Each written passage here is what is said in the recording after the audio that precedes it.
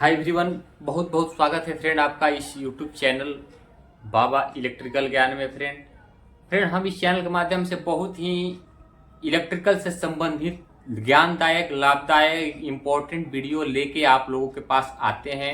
इसलिए आते हैं कि आपको भी कुछ जानकारी हो। हमको अगर कुछ पता है तो हमको सिखाने में पैसा नहीं लगता है। हम आपको कुछ देने का प्रयास करते हैं तो आप भी कुछ हमें देने को तो हम नहीं बोलेंगे, लेकिन आप हमारे इस चैनल पे आशीर्वाद बनाइए। हमारे इस चैनल को आप सब्सक्राइब जरूर कर दीजिएगा ताकि हमारा भी जो वीडियो बनाने का उत्साह है, मोटिवेशन है, वो बढ़ता रहे और हम आप लोगों तक अच्छा वीडियो पहुंचाते रहे। फ्रेंड, तो आज हम जानेंगे स्टेबलाइजर के बारे में। स्टेबलाइजर को कहाँ लगाना है, कैसे कनेक्शन करना है, उसको लाना है तो क्या क्या चीज को ध्यान में रख के लाना है, हर चीज का जानकारी इस चैनल के माध्यम से अभी देंगे। आपको लाइव दिखाएंगे प्रोसेस के साथ, कैसे कैसे आपको सब प्रोसेस करना है, क्या क्या जानकारी होना चाहिए कि आप जब स्टेबलाइजर लेने जाते हैं तो परफेक्ट स्टेबलाइजर आपको लाना है। वो स्टेबलाइजर गर्म नहीं होना चाहिए, उस स्टेबलाइजर का फ्यूज बार बार नहीं जाना चाहिए। जितना वोल्टेज का रिक्वायरमेंट है आपको उतना वोल्टेज वो देना चाहिए। हर तरह का बात है, हर तरह का नॉलेज है इस वीडियो में। इस वीडियो को लास्ट तक जरूर देखिएगा और अगर चैनल पे नए हैं तो प्लीज सब्सक्राइब जरूर कर लीजिएगा। फ्रेंड देखिए, स्टेबलाइजर आपको जब भी लेने जाना है तो हम आपको बहुत बताए हैं, बहुत बार यही बताते हैं, स्टेबलाइजर लेने समय आपको अपने घर का वोल्टेज और आपके घर का लोड आपको पता होना चाहिए। अगर आपके घर का वोल्टेज और आपके घर का लोड आपको पूरा पता है फ्रेंड, तो आपको परफेक्ट स्टेबलाइजर लाने से कोई रोक नहीं सकता है, क्योंकि आपको पूरा पता है आपके घर के बारे में कि हम स्टेबलाइजर लेते क्यों हैं, हमारा स्टेबलाइजर लेने का वजह क्या है। वजह तो यही है ना कि हमारे घर पे की तो समझिए वोल्टेज कम आता है, हम वोल्टेज को बढ़ाने के लिए लेते हैं।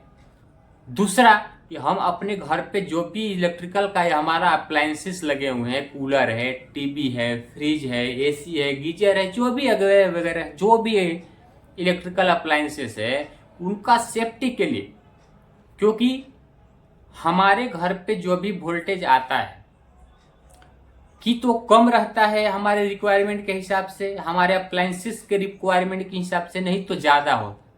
कम भी रहा तो भी दिक्कत, ज़्यादा हो गया तो भी दिक्कत। इसी को मेंटेन करने के लिए हम अपने स्टेबलाइजर को लगाते हैं कि हमारे वोल्टेज को पूरा का पूरा मेंटेन करके रखे, ताकि हमारे जितने भी इलेक्ट्रिकल के अप्लायंसेस हैं उनको कोई तरह का नुकसान ना हो, किसी तरह का क्षति ना हो। तो ये सब अगर हमको परफेक्ट स्टेबलाइजर लाना है तो हमको यह जानकारी होना है कि हमारे घर पे कितना वोल्टेज आता है, कि हम कितना वोल्टेज से हमको बढ़ा के हमको 220 वोल्ट बनाना है, वो पहले जानकारी होना चाहिए।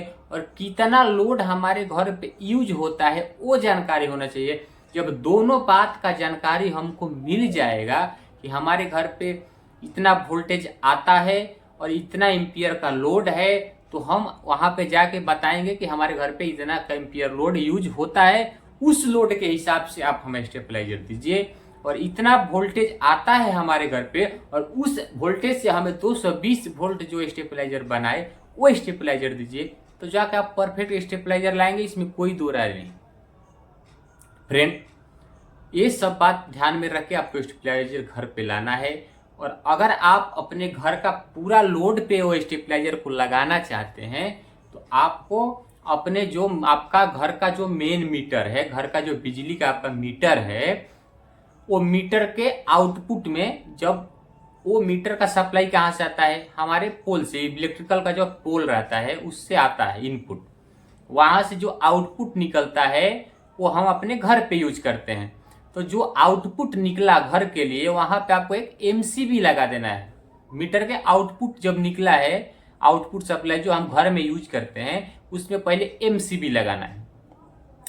एमसीबी 2 पोल का लगाना है आपको, और वो भी एमसीबी आपके घर के लोड के हिसाब से लगाना है। आपको तो पता हो गया है कि कितना एम्पियर का आपका लोड है, वो लोड के हिसाब से आपको बी टाइप का एमसीबी लगाना है। और डी टाइप का एमसीबी लगाने के बाद उस एमसीबी के आउटपुट से अपने स्टेबलाइजर को आपको सप्लाई दे देना है। इनपुट मतलब उस एमसीबी के आउटपुट से स्टेबलाइजर को इनपुट आपको दे देना है। वो समझिए आपका स्टेबलाइजर चालू हो गया। अभी क्या रह गया, हमारा स्टेबलाइजर का सप्लाई हमको लेना है।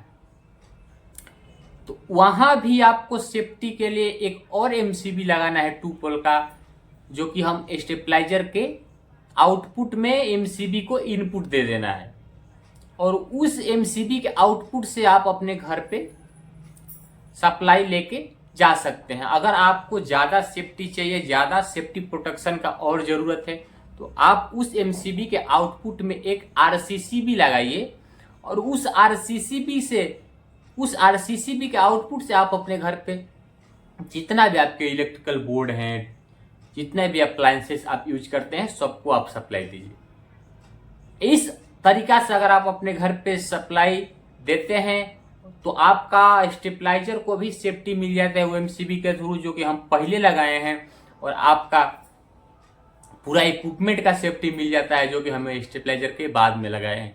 तो हर तरह से हमें सेफ्टी प्रोटेक्शन मिल जाता है। इस तरह से अगर वायरिंग करेंगे हम तो फ्रेंड ऐसा जानकारी हम आप लोगों तक पहुंचाते रहते हैं। तो अगर आप इस चैनल पे नए हैं तो प्लीज सब्सक्राइब जरूर कर लीजिएगा। आइए मिलते हैं अगले वीडियो में, तब तक के लिए जय हिंद, वंदे मातरम।